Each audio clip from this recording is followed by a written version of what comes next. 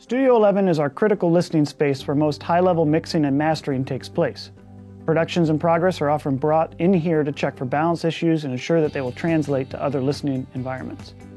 Mastering, the final stage of audio production, is what this room is specifically designed for.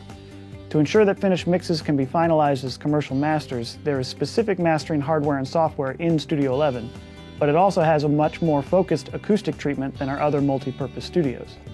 There is absorptive material hung on the walls and ceiling that reduces reflections at certain frequencies, and there are also varying types of diffusers that will scatter other frequencies in all directions.